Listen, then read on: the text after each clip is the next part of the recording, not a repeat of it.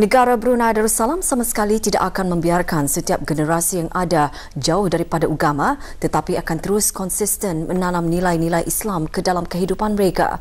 Ke bawah Duli Yang Maha Mulia Paduka Seri Baginda Sultan Haji Hassan Al-Bolkiah Muizzuddin Wad Daulah Ibni Almarhum Sultan Haji Omar Ali Saifuddin Saadul Khairwaddin Sultan dan Yang di-Pertuan Negara Brunei Darussalam menegaskan perkara itu semasa bertitah pada upacara perbarisan tamat latihan bagi pelatih-pelatih pengambilan ke-8 program khidmat bakti negara PKBN. Baginda bertitah, negara sangat mementingkan sahsiah yang kukuh yang dihiasi dengan semangat patriotisme. Kerana jika sahsiah rapuh, maka ia adalah ibarat jasad tidak bermaya dan tidak mampu menyumbang kepada negara.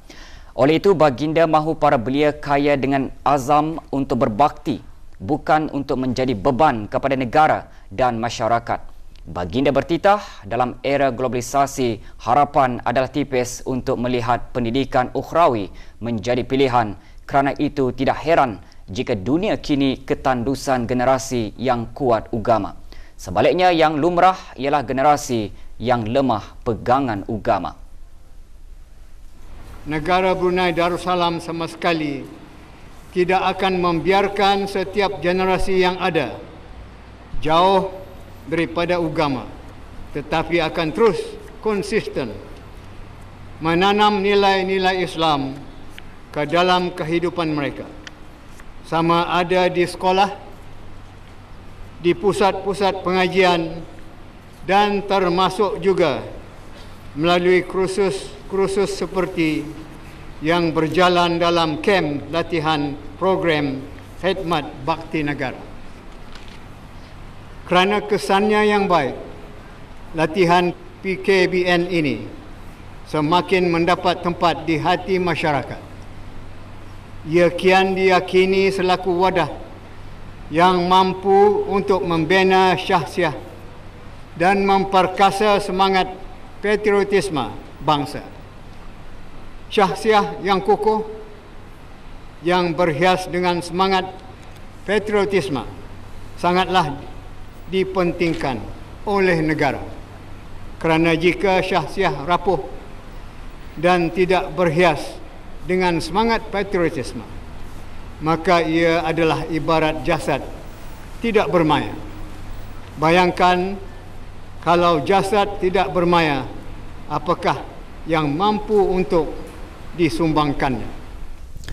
Ke bawah Duli Yang Maha Mulia bertitah bagi memastikan para belia, khasnya mereka yang mengikuti program khidmat bakti negara itu tetap dengan syahsiah mereka yang unggul. Maka kursus yang diberikan adalah bertitik tolak kepada pengukuhan jati diri, ketahanan jasmani dan kesucian budi pekerti atau rohani. Manakala semua itu dapat dicapai titah baginda, maka itulah kebanggaan bersama. Menyentuh mengenai tujuan utama program PKBN, baginda menyimpulkannya sebagai untuk menjana ketahanan melalui pemerkasaan para belia supaya mereka itu lebih aktif dan kreatif dalam kerjaya masing-masing. Kita tidak mahu para belia kita hanya asyik berseronok sahaja, tanpa lebih memikirkan masa depan yang panjang, yang penuh dengan cabaran. Hanya belia yang sedar dan pemikir sahaja yang mampu untuk menjadi pasak kepada negara. Selain daripada itu, tidak ada apa-apa yang dapat diharapkan. Para belia mesti kaya dengan azam untuk berbakti, bukan untuk menjadi beban kepada negara dan masyarakat. Inilah janji suci yang perlu ada ditanam dalam jiwa setiap belia. Pada upacara perbarisan tamat latihan pengambilan ke-8, 6 pelatih menerima anugerah terbaik setiap jurusan.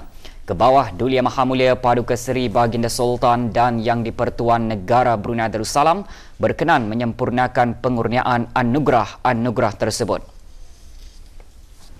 Keberangkatan ke bawah Duli Yang Maha Mulia di Padang Kawat Kem Latihan PKBN Kampung Batu Apoi dijunjung oleh Yang Berhormat Major Jeneral Bersara Datuk Paduka Seri Haji Aminuddin Ehsan bin Pihin Orang Kaya Saiful Muluk Datuk Seri Paduka Haji Abidin Menteri Kebudayaan Belia dan Sukan.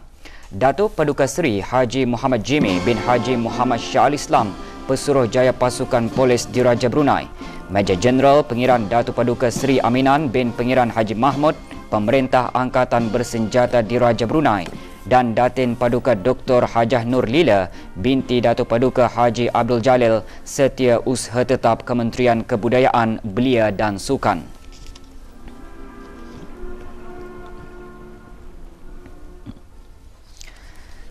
Sejurus keberangkatan ke bawah Dulia Maha Mulia berkenan menerima hormat diraja dan memeriksa perbarisan kehormatan. Program yang berlangsung selama 100 hari itu melibatkan 388 orang pelatih terdiri daripada 246 belia lelaki dan 142 belia perempuan.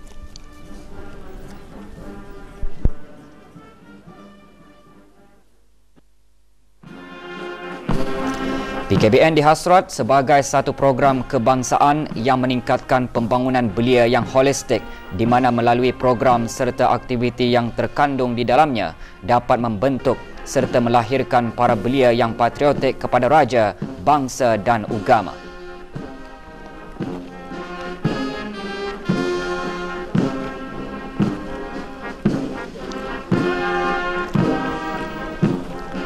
Dengan upacara perbarisan tamat latihan ini, PKBN telah melahirkan 2,541 alumni PKBN. Melalui khidmat komuniti yang diserapkan dalam program PKBN telah dapat mempertingkatkan semangat kesukarelawan dalam kalangan pelatih dengan mengikuti aktiviti-aktiviti kemasyarakatan dalam kerja-kerja perkhidmatan sosial.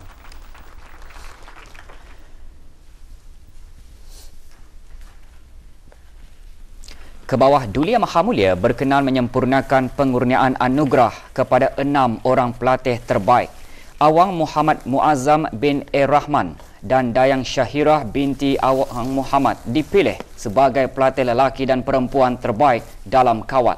Sementara pelatih lelaki dan perempuan terbaik dalam latihan jasmani, Awang Abdul Azim Muhammad alias Abdul Haziq bin Abdullah dan Dayang Siti Nurhalizah binti Herman.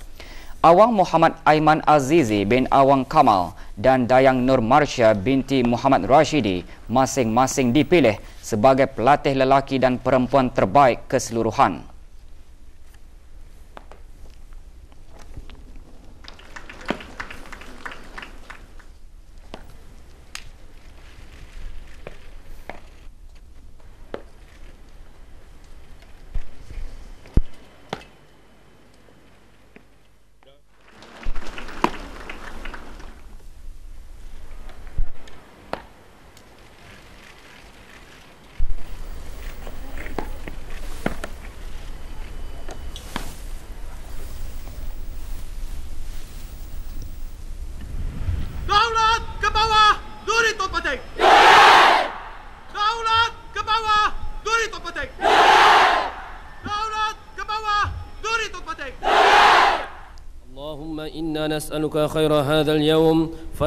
Doa selamat dibacakan oleh Awang Abdul Qayyum bin Haji Matusen, Pegawai Ugama PKBN.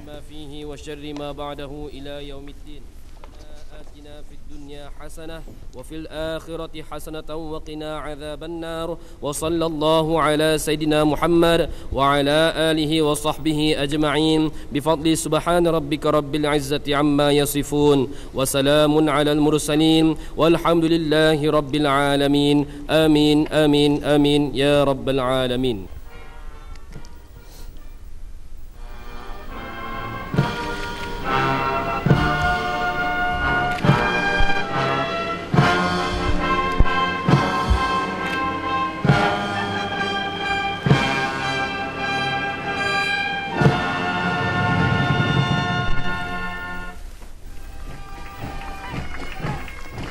Penubuhan PKBN adalah selaras dengan hasrat yang terkandung dalam dasar belia negara bagi mewujudkan belia Brunei cemerlang yang dibentuk dalam Calak Brunei yang menggabungkan beberapa aspek iaitu pembinaan jati diri belia Brunei yang cemerlang. PKBN merupakan salah satu contoh program yang menjanjikan harapan tinggi kerana diyakini mampu untuk melahirkan para belia yang baik, yang berdisiplin tinggi serta memiliki jati diri.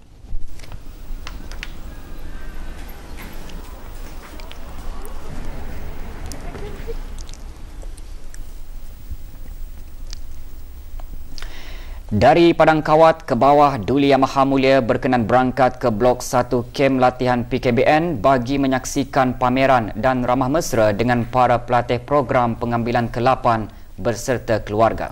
Keberangkatan ke bawah Duli Yang Maha Mulia ke kem latihan PKBN jelas menunjukkan betapa besarnya hasrat baginda untuk terus melihat keupayaan program tersebut dalam membentuk golongan belia yang optimis dan berkemahiran tinggi dan seterusnya menjadi aset negara yang benar-benar berharga.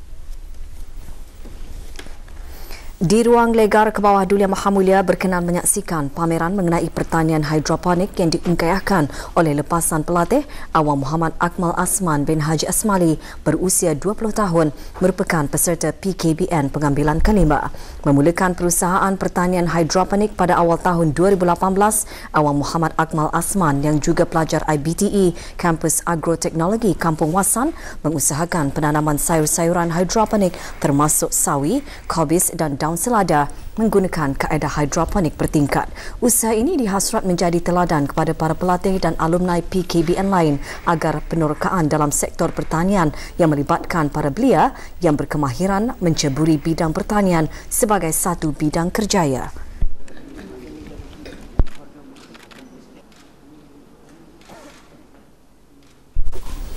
Ke bawah Duli Yang Maha Mulia seterusnya berkenan menyaksikan pameran Pusat Masyarakat Bestari PMB Temburong, sebuah lagi pusat kegiatan warga emas.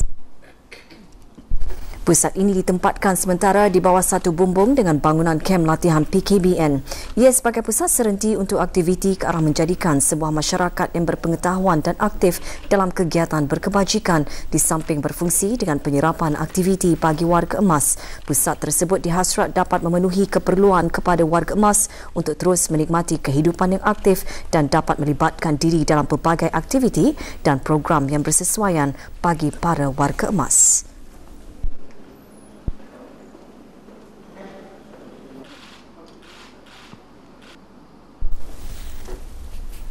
Ke bawah Duli Yang Maha Mulia kemudian berangkat ke majlis santap bersama para penerima anugerah PKBN.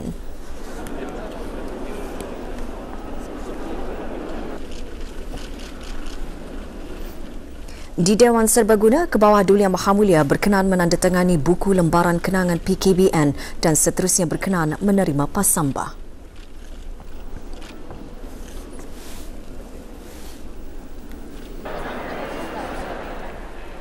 Baginda kemudian berkenan menerima junjung ziarah daripada para pelatih PKBN pengambilan ke-8 beserta keluarga. PKBN telah mengorak langkah dengan lebih jauh dan meyakinkan dalam mengukuh dan mempertingkatkan imej serta kedudukannya sebagai program strategik nasional yang terunggul dan cemerlang melahirkan belia dan beliawanis yang dinamik, patriotik dan bertanggungjawab. Jumlah pengambilan para pelatih yang semakin meningkat dari tahun ke tahun merupakan satu pencapaian signifikan dan bukti jelas PKBN terus menerima sambutan yang menggalakkan dan berjaya mencapai objektifnya. Penyertaan para belia dalam PKBN bukan merupakan satu beban dari segi masa dan tenaga, akan tetapi suatu peluang yang dapat memberikan manfaat dan kelebihan kepada diri mereka dalam meningkatkan keupayaan mereka dari aspek nilai diri seperti kepimpinan, keupayaan dan pengalaman. Ianya merupakan peluang yang sangat berharga ke arah pembentukan kecemerlangan diri untuk menjadi warga dan anggota masyarakat yang bertanggungjawab dan berjiwa cekal.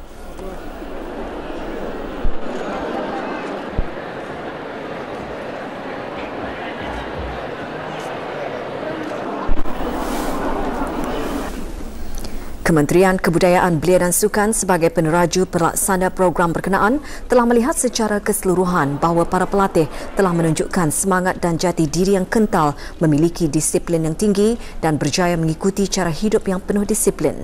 Apa yang paling membanggakan terwujud semangat setia kawan dan kerja berpasukan yang jitu dalam kalangan pelatih daripada pelbagai latar belakang sosial dan pendidikan. Kandungan dan pengisian latihan dan bimbingan yang diberikan kepada pelatih-pelatih semasa mengikuti program ini adalah berorientasikan calak Brunei bagi mempersiapkan rohani dan jasmani mereka dengan ciri-ciri yang diperlukan bagi pembangunan masa depan negara dan bangsa yang berdaya tahan.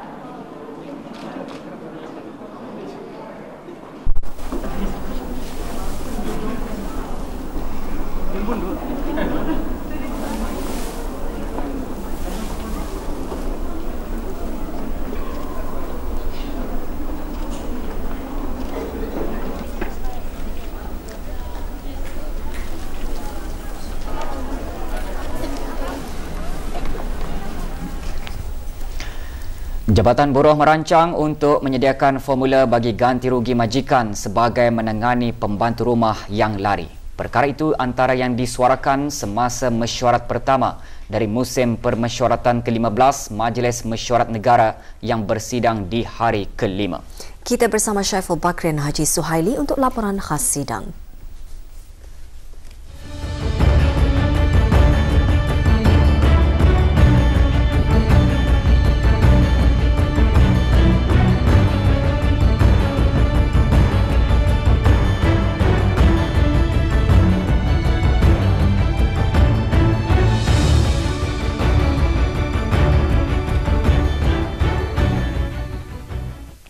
Bismillahirrahmanirrahim. Assalamualaikum warahmatullahi wabarakatuh. Terima kasih Airi dan Rofiza. Mesyuarat pertama dari musim permesyuaratan ke-15 Majlis Mesyuarat Negara meneruskan sidangnya hari ini dengan meluluskan belanjawan-belanjawan Kementerian Hal Ehwal Dalam Negeri dan Kementerian Sumber-Sumber Utama dan Pelancongan. Sidang sebelah pagi tertumpu kepada beberapa soalan yang diberi notis.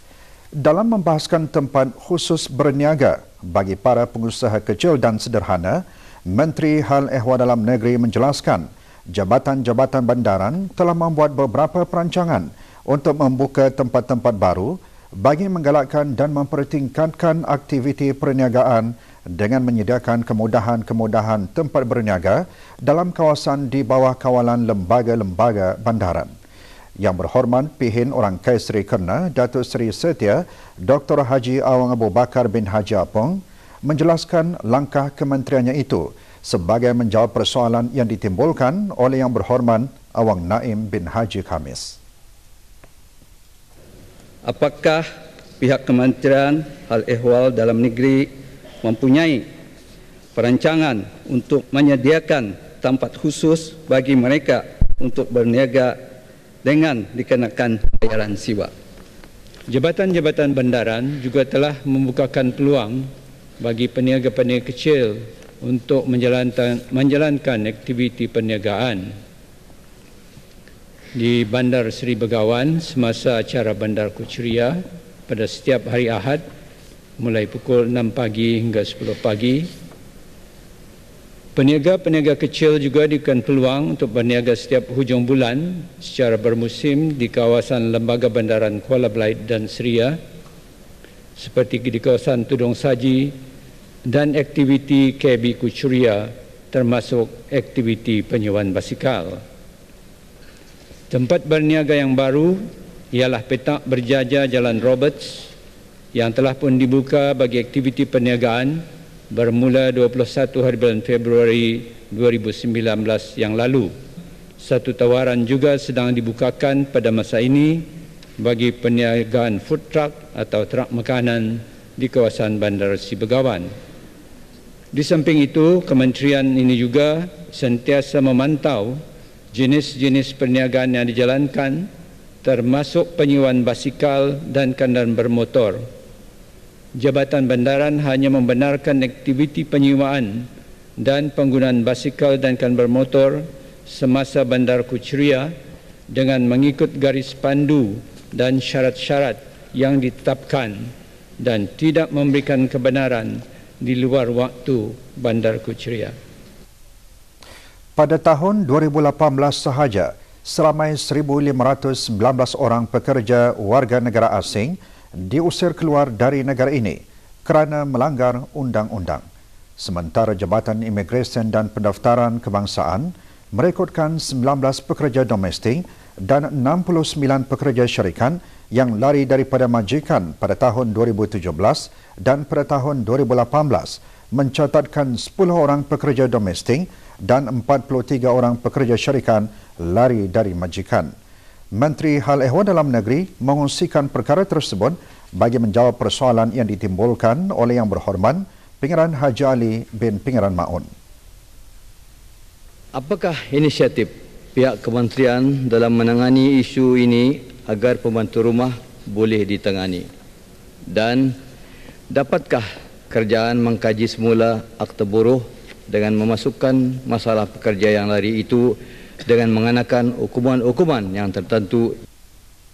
Di antara inisiatif Jabatan Buruh untuk menangani kebimbangan atau concern dalam hal ini ialah bagi merancang untuk menyediakan formula ganti rugi kepada majikan yang akan mempertanggungjawabkan pihak agensi pekerjaan maupun pekerja yang lari itu. Khasnya di luar daripada tempoh jaminan ganti rugi yang diberikan oleh agensi pekerjaan. Yang kedua ialah jika pekerja itu didapati bersalah, lari daripada majikan tanpa sebab-sebab yang munasabah, Jabatan Buruh boleh mencadangkan ke Jabatan Imigresen dan Pendaftaran Kebangsaan untuk menegah pekerja tersebut untuk bekerja di negara Brunei Darussalam bagi satu tempoh yang bersesuaian, yakni di blacklist. Akta buruh yang pada masa ini telah dikemaskinikan menjadi Perintah Pekerjaan 2009 hanya meliputi terma dan syarat pekerjaan seperti yang antaranya disebutkan tadi, iaitu pembayaran gaji, tempat tinggal, cuti dan sebagainya. Tertakluk kepada jenis kesalahan yang dilakukan oleh pekerja-pekerja yang berkenaan, tindakan-tindakan yang telah dan akan dilaksanakan. Sejumlah RM93,810,000 diperuntukkan bagi belanjawan Kementerian Sumber-Sumber Utama dan Pelancongan bagi tahun kewangan 2019-2020. Peruntukan tersebut termasuk perbelanjaan kemajuan tahunan.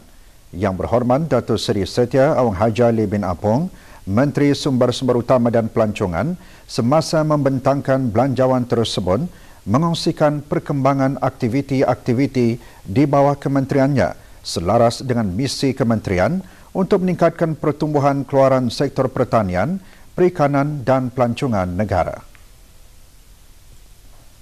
Keluaran sektor pertanian di negara ini telah menunjukkan peningkatan, itu daripada 365 juta pada tahun 2015 kepada 436 juta pada tahun 2018.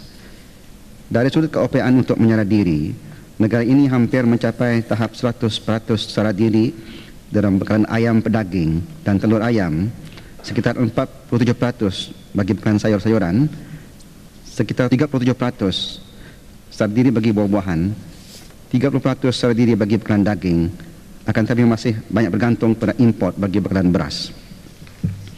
Keluaran sektor perikanan menurun daripada 110 juta pada tahun 2015 kepada 109 juta pada tahun 2018. Penurunan telah disebabkan oleh kejadian wabak penyakit pada tahun 2018 yang memaksa pengusaha peternak udang merehatkan operasi kolam ternakan mereka selama satu cycle.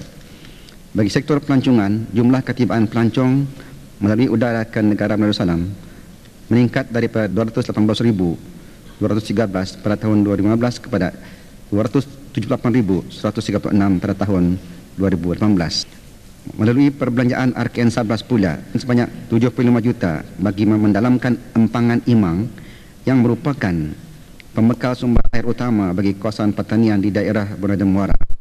Sekitar 13.4 juta disediakan bagi perkembangan sektor perikanan, terutama sektor aquaculture, dan sebanyak 5.7 juta bagi peningkatan keluaran sayur-sayuran menggunakan teknologi moden.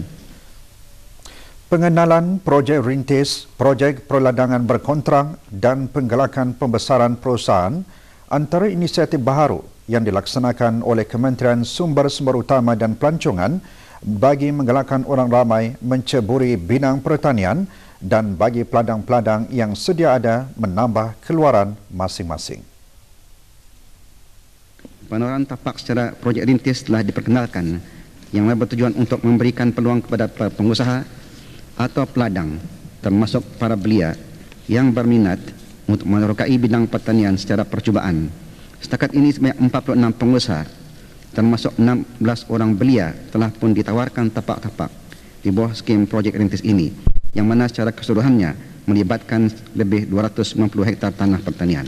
Program secara peladangan berkontrak yang diperkenalkan untuk memastikan peladang-peladang akan dapat menjual hasil ladang mereka melalui kontrak jangka panjang dengan pasaraya-pasaraya dan pemborong-pemborong dalam negara, malah dengan ekspor ke luar negara. Sejak program ini diperkenalkan, 11 pengusaha dari industri tanaman telah membuat kontrak farming di peringkat permulaan dengan pasaraya-pasaraya tempatan untuk memasarkan hasil pengeluaran mereka. Bagi sektor pelancongan, Menteri Sumber Utama dan Pelancongan juga mengongsikan inisiatif ke arah membangun dan mempromosi produk pelancongan yang akan terus digiatkan dengan kerjasama kementerian-kementerian yang berkenaan dan pihak berkepentingan lainnya. Di daerah Temburong, di mana jembatan penghubung daerah berkenaan dengan daerah Penemuara yang kesiap pada penghujung tahun ini, Kementerian Sumber Utama dan Pelancongan juga mempunyai persediaan bagi menyambut pertambahan pelancong yang dijangka mengunjungi daerah berkenaan. Persediaan adalah dalam bentuk mempelbagaikan produk pelancongan Temburong supaya tidak hanya tertumpu kepada Taman Negara Ulu Temburong. Dengan membangun kawasan Batang Duri dan Sungai Labu, diharap akan menambah kemudahan tempat penginapan dan kemudahan aktiviti-aktiviti yang berkaitan dengan hutan hijau seperti jungle trekking di daerah berkenaan.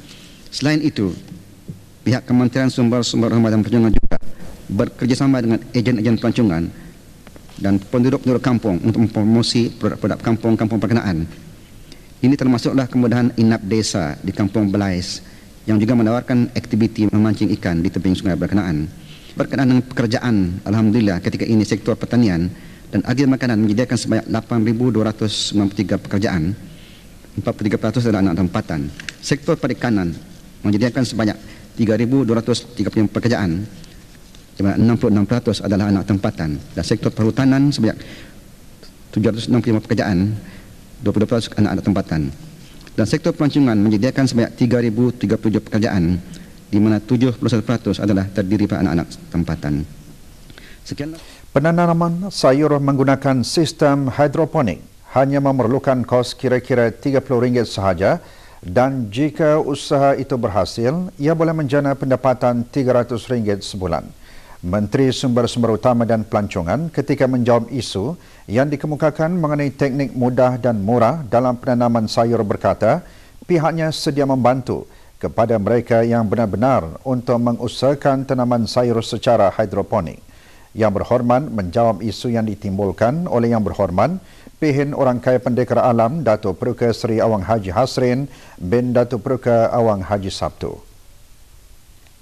Apakah perkembangan projek tersebut dan adakah perancangan bagi melaratkan projek tersebut secara terus kepada belia-belia lepasan sekolah melalui institusi-institusi pendidikan dan pusat-pusat kemahiran yang berkenaan? Pengenalan teknik mudah dan murah kepada beberapa belia. Sebenarnya teknik mudah dan murah ini sebagai contribution, sebagai sumbangan Kementerian kepada society, orang ramai terus sekali yang berkehendakkan bantuan. Maka teknik mudah dan murah ini diberikan. Sebagai contoh, satu sistem hidroponik yang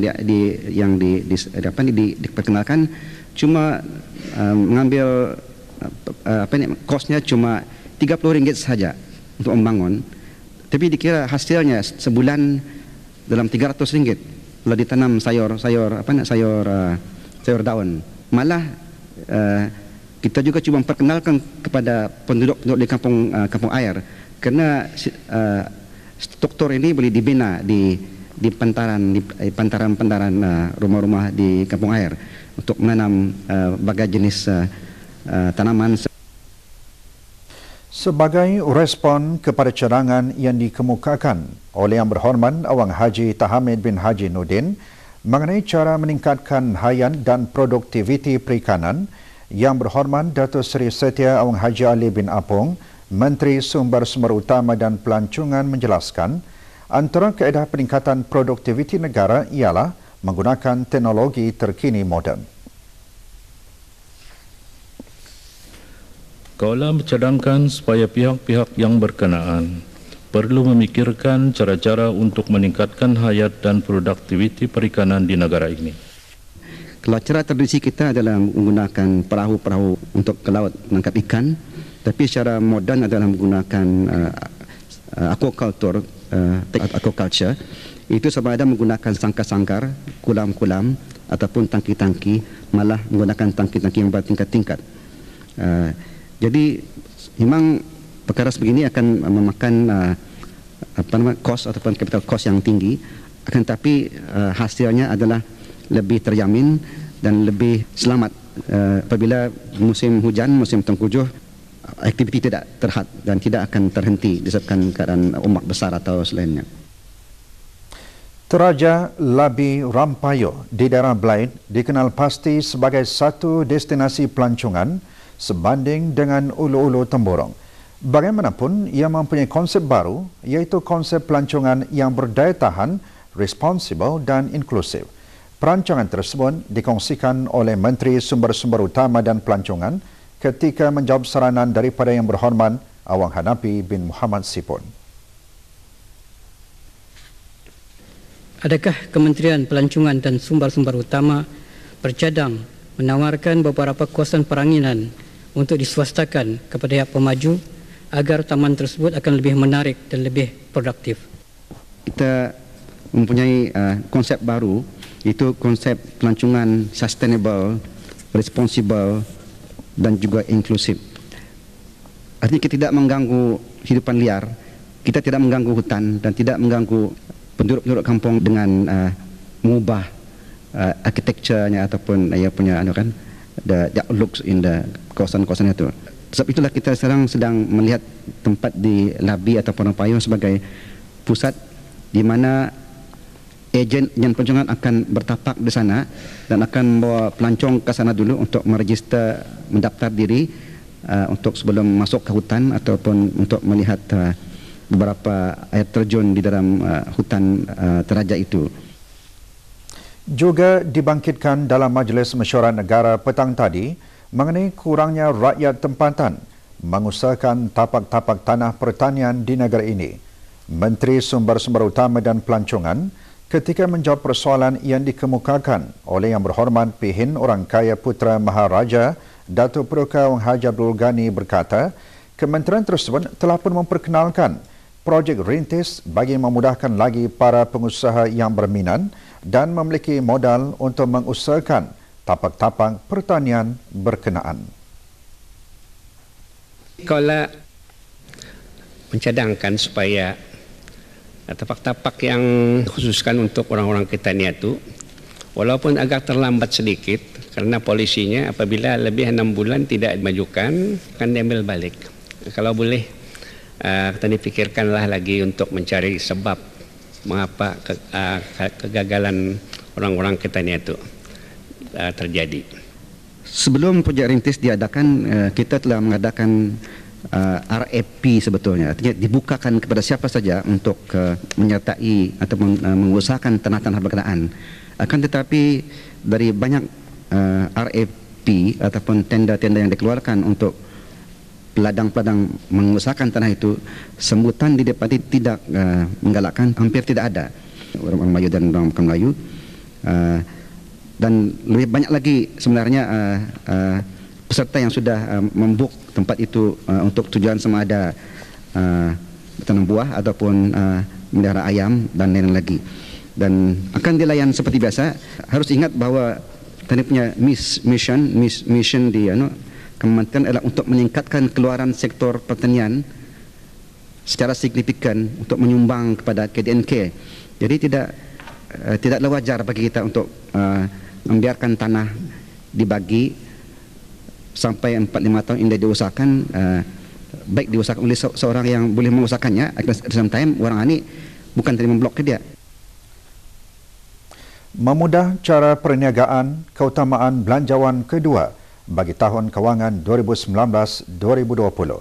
Yang Berhormat Datuk Seri Setia Dr. Awang Haji Muhammad Amin Liu bin Abdullah, Menteri di Jabatan Perdana Menteri dan Menteri Kewangan dan Ekonomi kedua, semasa membentangkan usul rang Undang-Undang Perbekalan 2019-2020 menyatakan, selain meningkatkan peranan dan keupayaan sektor swasta seperti perusahaan mikro, kecil dan sederhana PMKS, DER turut memainkan peranan penting dalam menjana ekosistem perniagaan yang kondusif. Laporannya bersama Haji Omar Haji Abdul Rahman. Bagi memudah cara perniagaan iaitu mendukung perkembangan ekonomi negara, penekanan akan terus diberikan kepada sektor swasta, khususnya meningkatkan peranan dan keupayaan perusahaan mikro, kecil dan sederhana PMKS. Ia akan menjadi nadi utama dan enjin penggerak yang mampu memacu pertumbuhan ekonomi sekaligus membantu usaha kerajaan dalam merealisasikan Wawasan Brunei 2035. Sebagai usaha untuk menyediakan asas yang kukuh bagi perkembangan PMKS, Darussalam Enterprise DARE memainkan peranan yang penting dalam menjana ekosistem perniagaan yang kondusif di samping membantu usahawan-usahawan tempatan menyelesaikan apa jua masalah yang dihadapi dan membantu perkembangan PMKS tempatan untuk mencapai potensi masing-masing. Kedudukan negara Brunei Darussalam dalam laporan World Bank's Doing Business 2019 telah meningkat kepada tangga ke-55 daripada tangga 56 pada tahun sebelumnya. Dengan peningkatan skor Ease of Doing Business dalam 3 indicators, iaitu getting credit, starting a business dan paying taxes. Dalam memanfaatkan pembinaan jambatan Temburong yang dijangka siap pada penghujung tahun ini, Yang Berhormat seterusnya berkata, Otoriti Kemajuan Daerah Temburong AKDT telah ditubuhkan pada tahun lalu.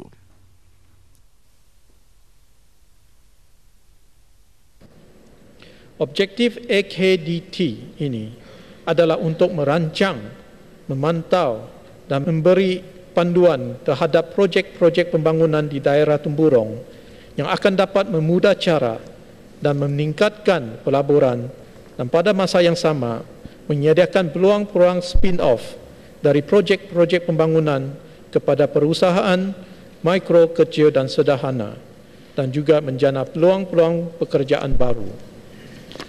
Antara projek-projek yang telah dikenapasti termasuklah projek-projek sektor eko-perancangan, pertanian, pembuatan dan kebudayaan.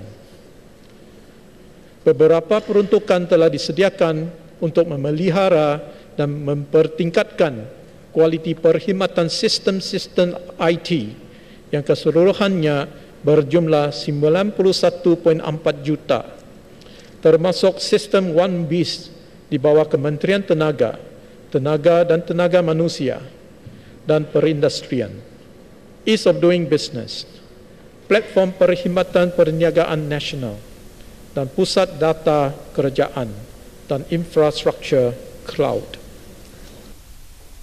Dewan menangguhkan sidangnya petang tadi dan akan bersidang lagi Sabtu ini pada pukul 9 pagi.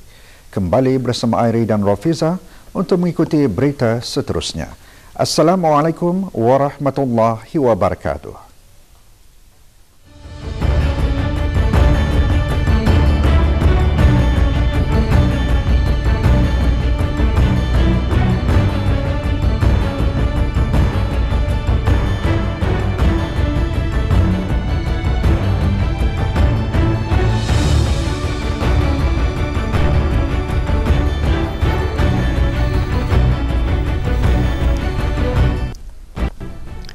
Waalaikumsalam warahmatullahi wabarakatuh. Terima kasih Saiful.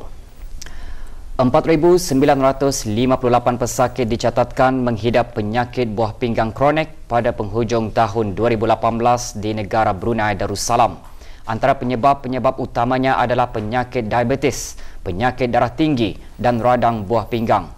Pada tahun yang sama juga dicatatkan seramai 783 pesakit mengalami kegagalan buah pinggang tahap akhir, yang mana seramai 655 pesakit menjalani rawatan hemodialisis dan 82 pesakit menjalani rawatan peritoneal dialisis.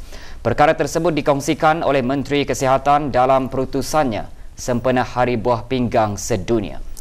Yang berhormat Datuk Seri Setia Dr. Haji Muhammad Isham bin Haji Jaafar seterusnya menjelaskan dari segi perbelanjaan pula kos rawatan berkaitan dengan penyakit buah pinggang sangat signifikan yang mana jumlah kos rawatan hemodialisis termasuk kos ubat-ubatan renal pada tahun kewangan 2018-2019 sahaja sebanyak 13.7 juta ringgit dan mengalami peningkatan dari tahun ke tahun.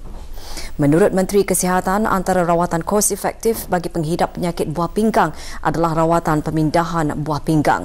Negara Brunei Darussalam sangat beruntung dengan berkat keprihatinan dan pemedulian ke bawah Dulia Mahamulia Paduka Seri Baginda Sultan dan Yang di-Pertuan Negara Brunei Darussalam, semua rakyat dan penduduk negara ini dapat menerima liputan kesihatan sejagat. Pada tahun 2013, pihak kerajaan melalui Kementerian Kesihatan telah mula menyediakan perkhidmatan pemindahan buah pinggang di negara Brunei Darussalam. Setakat ini, sebanyak 7 rawatan pemindahan buah pinggang telah berjaya dilakukan dalam tempoh 6 tahun kebelakangan. Penyakit buah pinggang kronik jelas Menteri Kesihatan lagi biasanya terjadi secara senyap tanpa kita ketahui. Antara simptom-simptom penyakit buah pinggang kronik adalah seperti bengkak di pergelangan kaki, keletihan yang tidak ada sebab, sukar menumpukan perhatian, selera makan berkurangan dan air kencing yang berbuih. Walau bagaimanapun, jika penyakit buah pinggang kronik dapat dikesan dengan lebih awal, pemberian rawatan yang sewajarnya bukan sahaja boleh memperlambatkan fungsi buah pinggang, malahan dapat memberhentikan dari berkembang. Manakala penyakit buah pinggang kronik yang tidak diberikan rawatan boleh berlanjutan sehingga menjadi kegagalan buah pinggang yang dapat mengancam nyawa. Sambutan Hari Buah Pinggang Sedunia disambut pada setiap hari Khamis minggu kedua di bulan Mac. Seperti negara-negara lain, negara Brunei Darussalam juga tidak ketinggalan untuk sama-sama menyambutnya dengan harapan dapat mendidik orang ramai tentang kepentingan kesihatan buah pinggang, menggalakkan pencegahan dan pengesanan awal penyakit buah pinggang serta memastikan liputan kesihatan sejagat dalam pemberian rawatan dan penjagaan kesihatan buah pinggang. Tema sambutan Hari Buah Pinggang Sedunia tahun ini, kesihatan buah pinggang untuk semua orang di mana sahaja. 246 orang pelatih lelaki dan 142 orang pelatih perempuan yang menamatkan program Khidmat Bakti Negara PKBN pengambilan ke-8 menerima sijil masing-masing petang tadi. Sijil disampaikan oleh Yang Berhormat Major Jeneral Bersara Datuk Paduka Seri Haji Aminuddin Ehsan bin Pehin Orang Kaya Saiful Muluk Datuk Seri Paduka Haji Abidin, Menteri Kebudayaan Belia dan Sukan. Apa yang diharapkan para pelatih yang menamatkan latihan selama 103 hari ini akan terus aktif memainkan peranan sebagai belia berdikari, berwawasan, berhemah dan syumul serta terus aktif mengaplikasikan apa yang dipelajari sepanjang menyertai program selama 103 hari. Berikutan permohonan penangguhan perbicaraan yang dibuat oleh defendant pada Selasa lalu, Ramzidah binti Pihin Datuk Kesuma Diraja Kolonel Bersara Haji Abdul Rahman dan Haji Nabil Daraina bin Pihin Udana Khatib Datuk Paduka Seri Setia Ustaz Haji Awang Badarudin hadir di hadapan Mahkamah Tinggi Bandar Seri Begawan pagi tadi. Yang Arif Hakim Garrett John Lugar Mawson sekali lagi membenarkan penangguhan perbicaraan tersebut selepas permohonan penangguhan dibuat oleh Simon Farrell QC bersama Sheikh Nordin Sheikh Muhammad yang mewakili defendant. Pihak pembelian memohon untuk mendapatkan akses sepenuhnya ke atas semua bahan-bahan bukti dalam simpanan pendakwaan sama ada ianya akan digunakan sebagai bukti dalam kes pendakwaan semasa perbicaraan atau sebaliknya. Pihak pembelaan juga memohon untuk mendapatkan akses ke dalam sistem pengurusan kes kehakiman JCMC dan juga komputer-komputer riba yang telah dirampas daripada defendant pada 8 Januari 2018. Simon Farrell QC berhujah bahawa pihak pembelaan telah meneliti 30 fail kebangkarapan dalam tempoh 2 minggu yang lalu. Beliau juga menyatakan bahawa beberapa kenyataan saksi pendakwa belum lagi diberikan kepada pihak pembelaan. Beliau seterusnya berhujah bahawa atas sebab-sebab yang telah dinyatakan, pihak pembelaan tidak bersedia untuk meneruskan perbicaraan kerana mereka tidak dapat untuk menyediakan pembelaan mereka. Beliau memohon agar perbicaraan ditangguhkan untuk beberapa bulan selepas pihak pembelaan akan bersedia untuk meneruskan perbicaraan. Beliau berkata permohonan penangguhan tersebut adalah permohonan penangguhan terakhir daripada pihak pembelaan. Jonathan Capel QC yang mewakili pendakwa raya dengan tegas menentang permohonan penangguhan yang dibuat oleh pihak pembelaan. Beliau memaklumkan mahkamah bahawa kali pertama permintaan untuk mendapatkan akses ke atas fail-fail kebangkrapan telah dibuat oleh pihak pembelaan pada 4 Februari 2019 dan seterusnya dibenarkan oleh pihak pendakwaan. Walau bagaimanapun, pihak pembelaan hanya meneliti fail-fail kebangkrapan berkenaan pada 1 Mac 2019 dalam tempoh masa 4 hari. Beliau juga berhujah bahawa pihak pembelaan hanya membuat permintaan untuk mendapatkan akses ke Microsoft Surface Pro kepunyaan Ramzidah pada 4 Mac 2019 dan permintaan tersebut telah dibenarkan pada keesokan harinya. Berkaitan dengan keterangan-keterangan saksi pendakwa raya hanya akan mengemukakan dokumen-dokumen yang sudah diserahkan kepada pihak pembelaan. Pihak pendakwaan telah pun memberikan sebanyak 11 fail yang mengandungi dokumen-dokumen yang akan dikemukakan secara rasmi melalui saksi-saksi semasa perbicaraan. Beliau juga menekankan bahawa pihak pendakwaan bersedia untuk meneruskan perbicaraan dan mencadangkan supaya kes tersebut dijalankan secara berperingkat bermula dengan memanggil timbalan-timbalan penerima rasmi dan juruwang bank yang mana keterangan-keterangan mereka sudah diberikan kepada pihak pembelaan. Yang Arif Hakim Lugar Mosen membenarkan permohonan penangguhan tersebut dan memerintahkan supaya pihak pembelaan diberi akses sepenuhnya kepada semua bahan dalam simpanan pihak pendakwa raya termasuk keterangan-keterangan saksi pendakwa raya, salinan dokumen-dokumen dan eksibit-eksibit. Yang Arif Hakim Lugar Mosen menetapkan bagi kes tersebut diperdengarkan lagi pada hari Isnin 18 Mac ini bagi persidangan sebelum perbicaraan. Pasukan polis di Raja Brunei mengesahkan satu insiden penemuan mayat yang terapung dan terdampar di kawasan perairan berdekatan dengan Dewan Kampung Sabah, Kampung Air.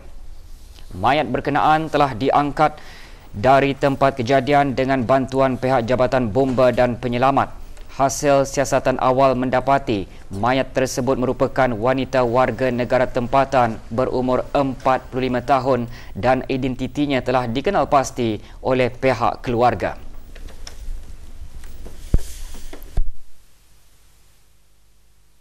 Pada 14 Mac 2019 jam 7.03 pagi, Balai Polis Kampung Air menerima panggilan telefon daripada 993 yang mana ada menjumpai mayat yang berada di dekat Dewan Kampung Sabah.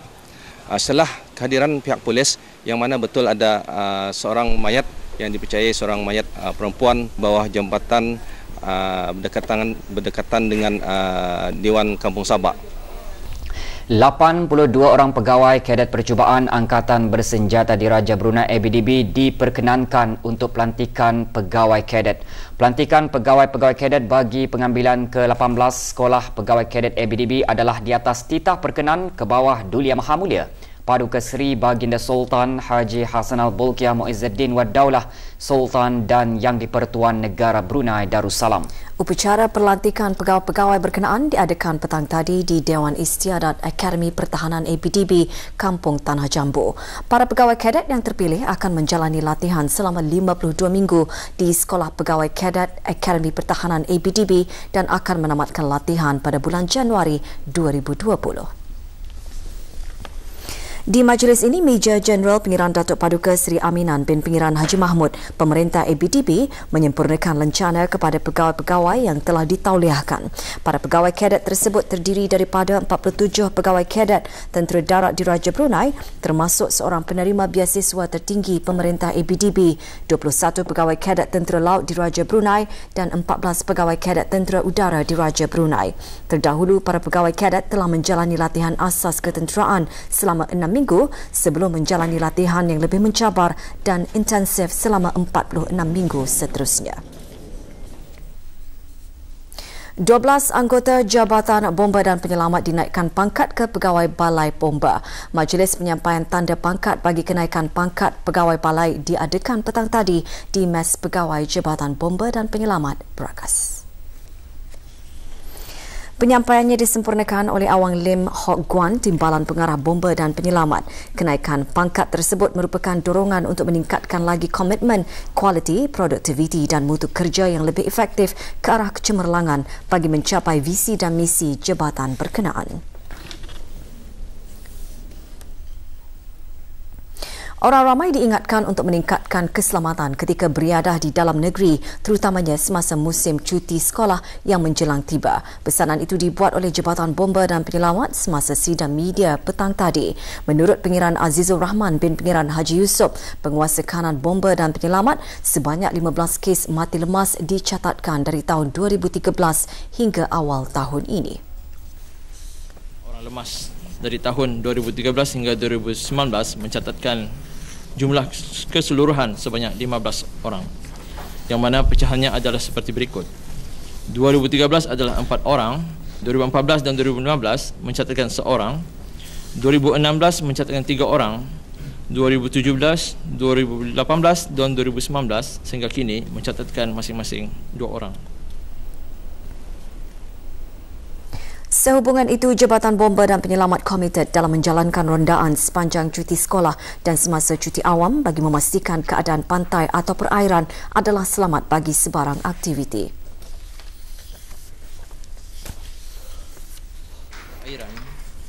Pastikan Auda pandai berenang. Jangan berenang dalam keadaan ragu atau kurang sihat. Jangan berenang terlalu jauh dari pantai di luar kemampuan Auda. Awasi anak-anak Auda jika mereka bermain atau berenang di pantai. Pastikan Auda memakai jaket keselamatan jika Auda bermain jet ski atau sukan air lainnya. Jika mendapati ada orang lemas dan meminta pertolongan, pastikan Auda pandai berenang dan memakai jaket keselamatan sebelum menyelamatkannya. Jangan berenang ketika keadaan hujan dan cuaca buruk.